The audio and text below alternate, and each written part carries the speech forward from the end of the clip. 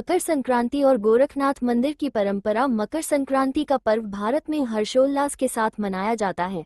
ये पर्व न केवल सूर्य के मकर राशि में प्रवेश का प्रतीक है, बल्कि इसे धर्म, संस्कृति और परंपराओं का संगम भी कहा जा सकता है। उत्तर भारत में इसे खिचड़ी पर्व के रूप में विशेष रूप से मनाया जाता है। इस अवसर पर गोरखपुर स्थित गोरखनाथ मंदिर में खिचड़ी चढ़ाने की परंपरा का विशेष महत्व है। ये परंपरा सदियों पुरानी है और इससे जुड़े धार्मिक और सामाजिक पहलुओं को जानना अत्यंत रोचक है।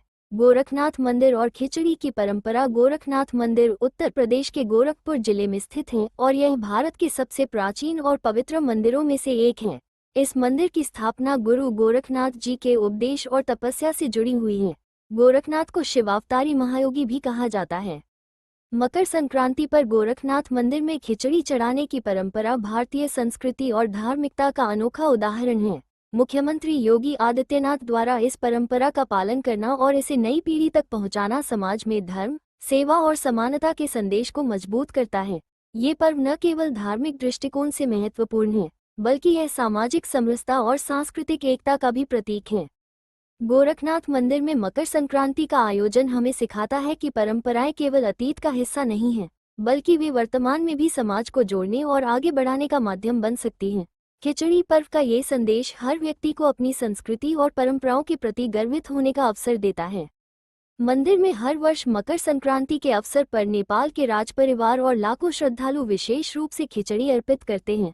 खिचड़ी चढ़ाने की यह परंपरा भारत और नेपाल के गहरे सांस्कृतिक और धार्मिक संबंधों का प्रतीक है। इस दिन नेपाल के राजपरिवार द्वारा गोरखनाथ मंदिर में खिचड़ी भेजने की परंपरा कई सदियों पुरानी है।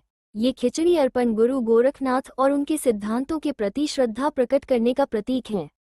मकर संक्रांति पर मुख्यमंत्री योगी आदित्यनाथ की भूमिका। गोरक्षपीठ के पीठाधीश्वर और उत्तर प्रदेश के मुख्यमंत्री योगी आदित्यनाथ इस परंपरा को पूरी श्रद्धा और उत्साह के साथ निभाते हैं।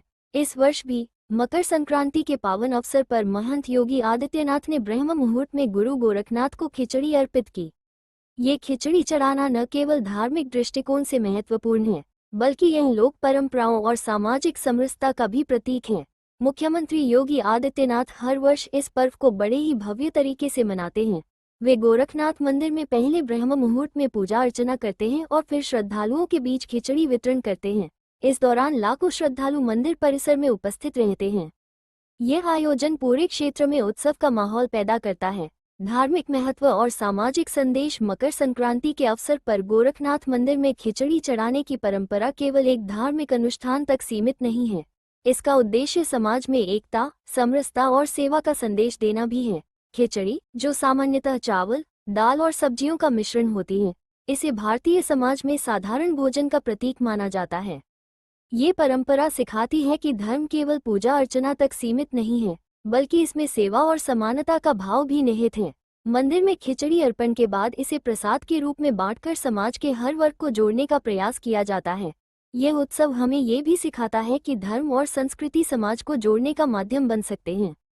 गोरखनाथ मंदिर में खिचड़ी पर्व का भव्य आयोजन। गोरखनाथ मंदिर में मकर संक्रांति के दिन का दृश्य अत्यंत मनोहारी होता है। मंदिर को भव्य रूप से सजाया जाता है और श्रद्धालुओं की लंबी कतारें सुबह से ही खिचड़ी अर्पण के लिए लग जाती हैं। इस दौरान मंदिर परिसर में धार्मिक भजन, कीर्तन, यज्ञ और अन्य अनुष्ठान भी आयोजित किए जाते हैं। मुख्यमंत्री योगी आदित्यनाथ के नेतृत्व में यह आयोजन और भी भव्य हो गया है। वे व्यक्तिगत रूप से आयोजन की देखरेख करते हैं और सुनिश्चित करते हैं कि हर श्रद्धालु को खिचड़ी का प्रसाद मिले। इसके अलावा इस दिन गोरखनाथ मंदिर में विशेष भोजनालय भी चलाए जाते हैं, जहां हजारों लोगों को निःशुल्क भोजन कराया जाता है। मकर संक्रांति और खिचड़ी का सांस्कृतिक महत्व। मकर संक्रांति को खिचड़ी पर्व के रूप में मनाने का एक विशेष कारण ये है कि यह मौसम के परिवर्तन और नई फसल की शुरुआत का प्रतीक है। खिचड़ी को भारत के विभिन्न हिस्सों में अलग अलग तरीकों से बनाया जाता है, लेकिन इसका मूल उद्देश्य लोगों को जोड़ना और एकता का संदेश देना है।